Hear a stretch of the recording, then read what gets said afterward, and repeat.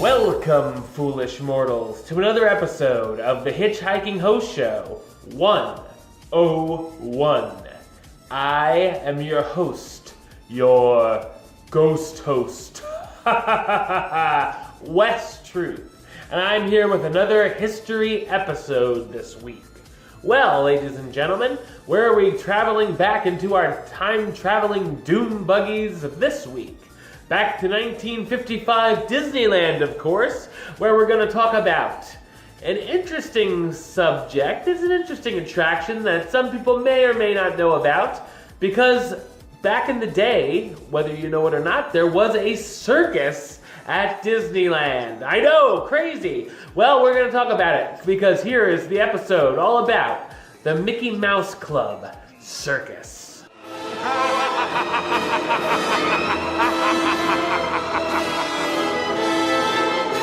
In Disneyland's debut year of 1955, Walt still had some extra space he wanted to fill at the park. He was always fascinated by circuses and decided he wanted to try his hand at a version of his own, starring members of his Mickey Mouse Club. On November 11th, 1955, the tent for his circus was raised with a ceremony that included Walt and about 12 Mouseketeers. The candy cane striped tent had a 150-foot top with the center ring 50 feet in diameter, and on either side 2 30-foot rings, making it a 3-ring circus. The tent was made of vinyl instead of canvas. Disneyland promoted it as the largest striped tent ever made and advertised it as being heated inside. Next to it was a menagerie tent, where park guests could visit the animals up close, which was included with the admission.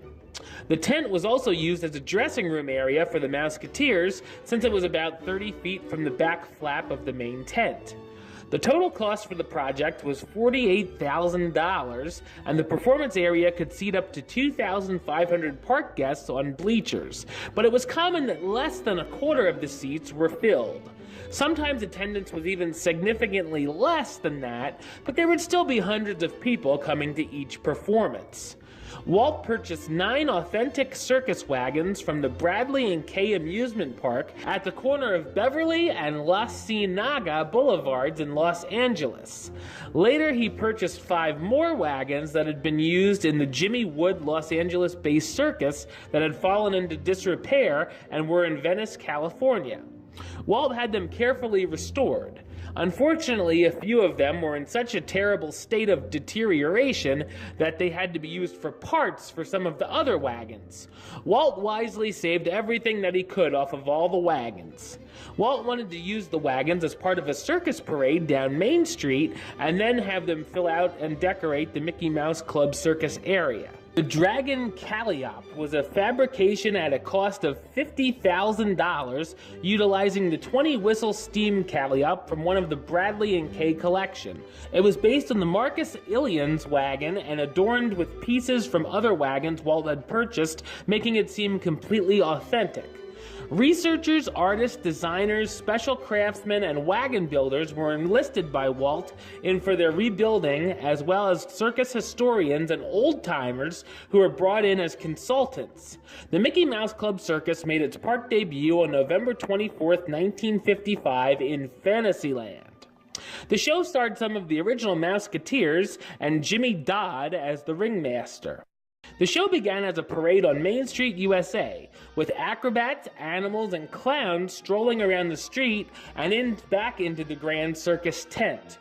Once seated inside the tent came an introduction from Jimmy Dodd, a fanfare, and the circus parade featuring the various performers and animals coming inside the big top and circling around and exiting.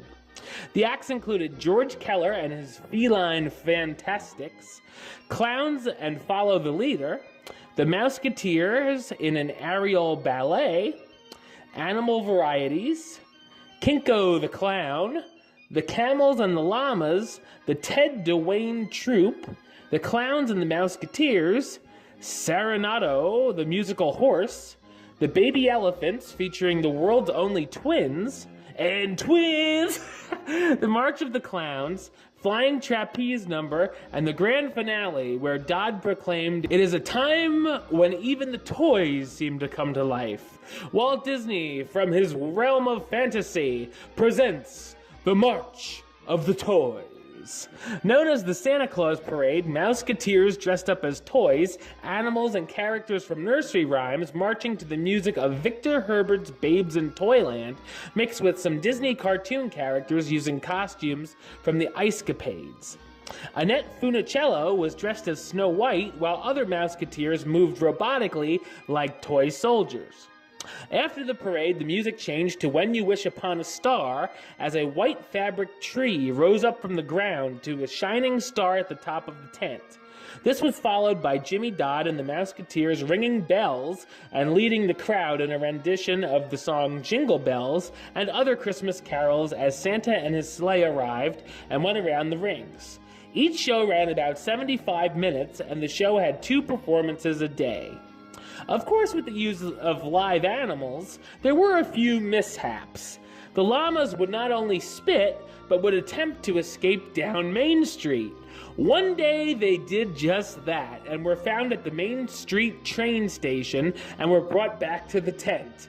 The circus performers were also known to behave like animals themselves, and were quite unsavory for a Disney park, as they would gamble, drink, curse in front of the Mouseketeers, and walk around with barely any clothes on between performances.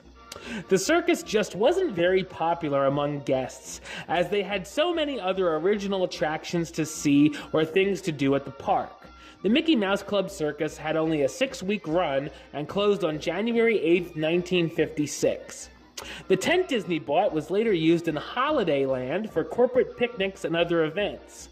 The wagons were featured prominently in Walt's live-action feature film Toby Tyler, or 10 Weeks at the Circus, in 1960, and for the MGM film Billy Rose's Jumbo in 1962. Walt would donate most of the Disney restored wagons to the Circus World Museum in Baraboo, Wisconsin, where they are taken care of and are displayed to this day. The Dragon Calliope was kept and used in the Disneyland Park and Walt Disney World Resort parades. It was eventually converted from steam to a 15-horsepower air-driven instrument operated by 46-volt batteries. However, a set of additional dragon carvings that had been rescued in the original restoration effort made it up to the museum. After the circus ended and the tents were pulled down, the site was cleared to make way for the Junior Autopia attraction.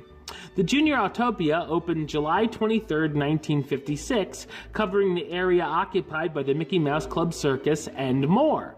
It was designed to bring down some of the huge lines for the Autopia in Tomorrowland, although this track was smaller. Some of the circus wagons still stood in the background to fill out the view for the first 2 years the attraction was open, before being moved to the Disney studio for the filming of Toby Tyler. While it may have seemed like a good idea at the time, the Mickey Mouse Club Circus was considered to be one of Walt's few failures.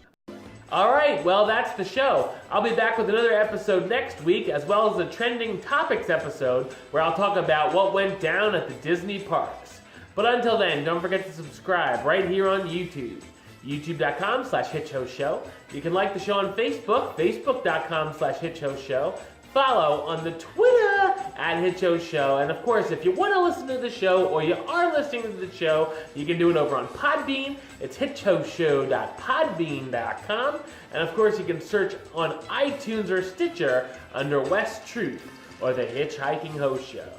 Until next time, don't forget to hurry back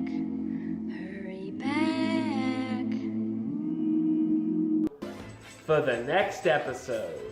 See ya.